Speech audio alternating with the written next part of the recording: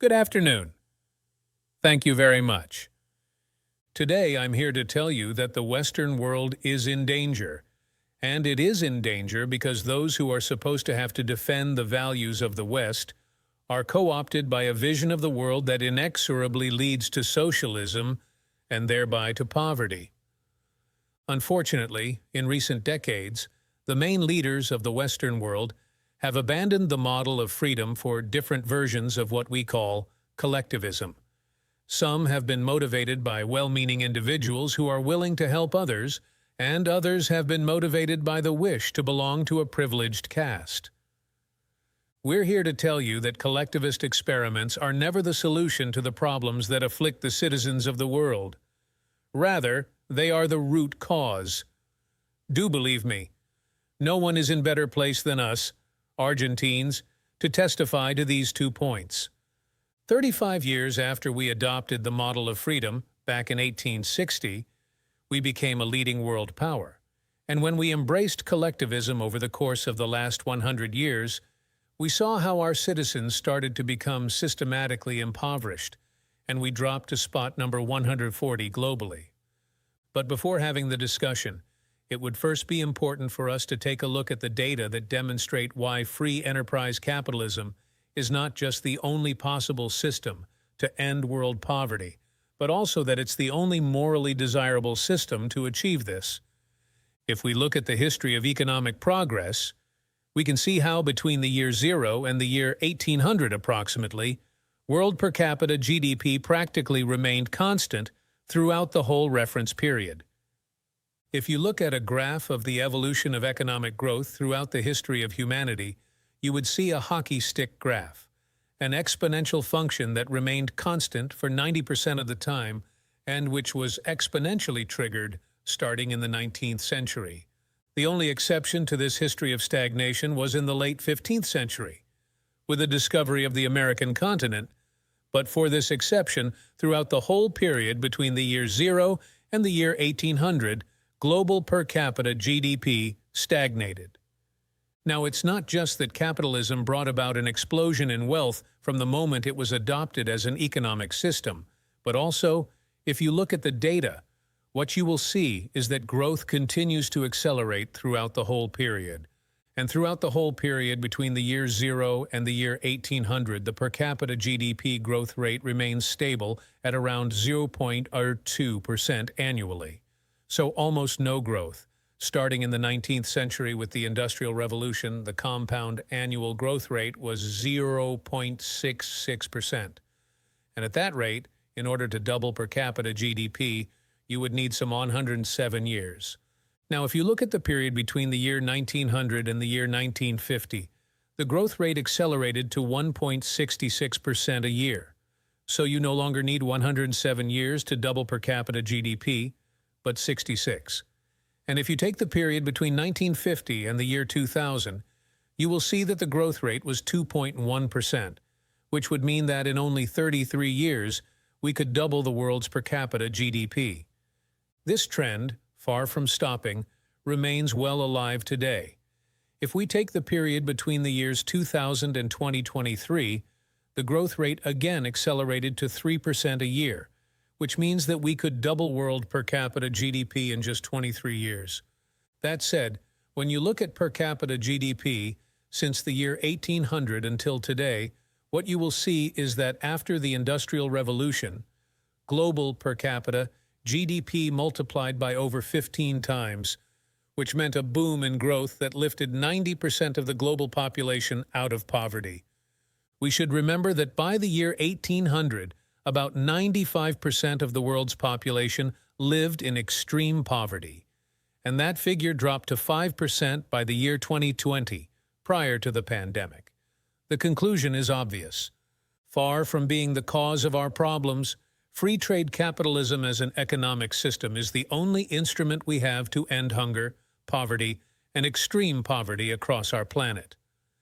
The empirical evidence is unquestionable. Therefore, since there is no doubt that free enterprise capitalism is superior in productive terms, the left-wing doxa has attacked capitalism, alleging matters of morality, saying, that's what the detractors claim, that it's unjust, They say that capitalism is evil because it's individualistic and that collectivism is good because it's altruistic, of course with the money of others. So they, therefore, advocate for social justice. But this concept, which in the developed world became fashionable in recent times, in my country has been a constant in political discourse for over 80 years. The problem is that social justice is not just, and it doesn't contribute to general well-being. Quite on the contrary, it's an intrinsically unfair idea because it's violent. It's unjust because the state is financed through tax, and taxes are collected coercively. Or can any one of us say that we voluntarily pay taxes? This means that the state is financed through coercion, and that the higher the tax burden, the higher the coercion, and the lower the freedom. Those who promote social justice start with the idea that the whole economy is a pie that can be shared differently. But that pie is not a given. It's wealth that is generated in what Israel Kurtzner, for instance, calls a market discovery process. If the goods or services offered by a business are not wanted, the business will fail unless it adapts to what the market is demanding. They will do well and produce more if they make a good quality product at an attractive price. So the market is a discovery process in which the capitalists will find the right path as they move forward. But if the state punishes capitalists when they're successful and gets in the way of the discovery process, they will destroy their incentives, and the consequence is that they will produce less. The pie will be smaller, and this will harm society as a whole. Collectivism, by inhibiting these discovery processes and hindering the appropriation of discoveries, ends up binding the hands of entrepreneurs and prevents them from offering better goods and services at a better price.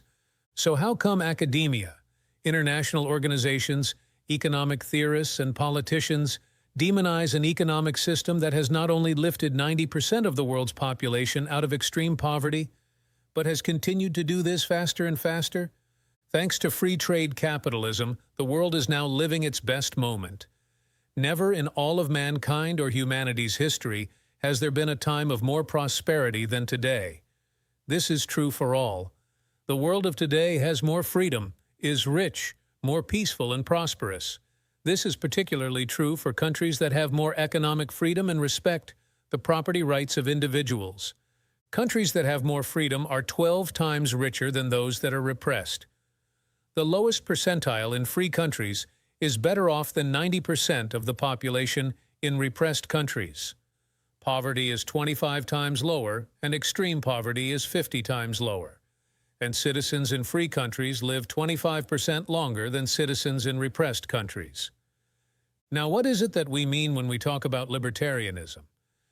And let me quote the words of the greatest authority on freedom in Argentina, Professor Alberto Benegas Lynch, Jr., who says that libertarianism is the unrestricted respect for the life project of others based on the principle of non-aggression, in defense of the right to life, liberty, and property. Its fundamental institutions are private property, markets free from state intervention, free competition, and the division of labor and social cooperation, in which success is achieved only by serving others with goods of better quality or at a better price. In other words, capitalist successful business people are social benefactors who, far from appropriating the wealth of others, contribute to the general well-being. Ultimately, a successful entrepreneur is a hero. And this is the model that we are advocating for the Argentina of the future. A model based on the fundamental principle of libertarianism, the defense of life, of freedom, and of property. Now, if the free enterprise, capitalism, and economic freedom have proven to be extraordinary instruments to end poverty in the world, and we are now at the best time in the history of humanity, it is worth asking why I say that the West is in danger. And I say this precisely because in countries that should defend the values of the free market, private property, and the other institutions of libertarianism, sectors of the political and economic establishment are undermining the foundations of libertarianism, opening up the doors to socialism, and potentially condemning us to poverty, misery, and stagnation. It should never be forgotten that socialism is always and everywhere an impoverishing phenomenon that has failed in all countries where it's been tried out. It's been a failure economically, socially, culturally, and it also murdered over 100 million human beings. The essential problem of the West today is not just that we need to come to grips with those who, even after the fall of the Berlin Wall and the overwhelming empirical evidence, continue to advocate for impoverishing socialism. But there's also our own leaders, thinkers, and academics who are relying on a misguided theoretical framework to undermine the fundamentals of the system that has given us the greatest expansion of wealth and prosperity in our history. The theoretical framework to which I refer is that of neoclassical economic theory, which designs a set of instruments that, unwillingly or without meaning to, end up serving intervention by the state, socialism, and social degradation. The problem with neoclassicals is that the model they fell in love with does not map reality, so they put down their mistakes to supposed market failures rather than reviewing the premises of the model. Under the pretext of a supposed market failure, regulations are introduced. These regulations create distortions in the price system, prevent economic calculus, and therefore also prevent saving, investment, and growth. This problem lies mainly in the fact that not even supposed libertarian economists understand what the market is, because if they did understand, it would quickly be seen that it's impossible for there to be market failures. The market is not a mere graph describing a curve of supply and demand. The market is a mechanism for social cooperation, where you voluntarily exchange ownership rights. Therefore, based on this definition, talking about a market failure is an oxymoron. There are no market failures.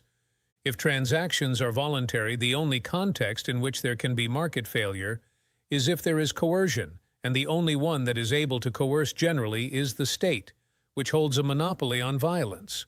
Consequently, if someone considers that there is a market failure, I would suggest that they check to see if there is state intervention involved. And if they find that that's not the case, I would suggest that they check again because obviously there's a mistake. Market failures do not exist. An example of the so-called market failures described by the neoclassicals is the concentrated structure of the economy. From the year 1800 onwards, with the population multiplying by 8 or 9 times, per capita GDP grew by over 15 times. So there were growing returns which took extreme poverty from 95% to 5%. However, the presence of growing returns involves concentrated structures, what we would call a monopoly. How come then something that has generated so much well-being for the neoclassical theory is a market failure? Neoclassical economists think outside of the box. When the model fails, you shouldn't get angry with reality, but rather with a model and change it. The dilemma faced by the neoclassical model is that they say they wish to perfect the function of the market by attacking what they consider to be failures. But in so doing, they don't just open up the doors to socialism, but also go against economic growth. For example, regulating monopolies, destroying their profits, and destroying growing returns would automatically destroy economic growth. However, faced with the theoretical demonstration that state intervention is harmful, and the empirical evidence that it has failed couldn't have been otherwise, the solution proposed by collectivists is not greater freedom, but rather greater regulation, which creates a downward spiral of regulations until we are all poorer and our lives depend on a bureaucrat sitting in a luxury office. Given the dismal failure of collectivist models and the undeniable advances in the free world, socialists were forced to change their agenda. They left behind the class struggle based on the economic system and replaced this with other supposed social conflicts, which are just as harmful to life and to economic growth. The first of these new battles was the ridiculous and unnatural fight between man and woman. Libertarianism already provides for equality of the sexes. The cornerstone of our creed is that all humans are created equal and that we all have the same inalienable rights granted by the Creator, including life, freedom, and ownership. All that the radical feminism agenda has led to is greater state intervention to hinder economic process. giving jobs to bureaucrats who have not contributed anything to society. Examples are ministries of women or international organizations devoted to promoting this agenda. Another conflict presented by socialists is that of humans against nature, claiming that we human beings damage a planet which should be protected at all costs, even going as far as advocating for population control mechanisms or the abortion agenda. Unfortunately, these harmful ideas have taken a stronghold in our society. Neo-Marxists have managed to co-opt the common sense of the Western world, and this they have achieved by appropriating the media, culture, universities, and also international organizations. The latter case is the most serious one, probably because these are institutions that have enormous influence on the political and economic decisions of their member states. Fortunately, there's more and more of us who are daring to make our voices heard because we see that if we don't truly and decisively fight against these ideas, the only possible fate is for us to have increasing levels of state regulation, socialism, poverty, and less freedom, and therefore worse standards of living. The West has unfortunately already started to go along this path. I know to many it may sound ridiculous to suggest that the West has turned to socialism, but it's only ridiculous if you only limit yourself to the traditional economic definition of socialism, which says that it's an economic system where the state owns the means of production. This definition, in my view, should be updated in the light of current circumstances. Today, states don't need to directly control the means of production to control every aspect of the lives of individuals.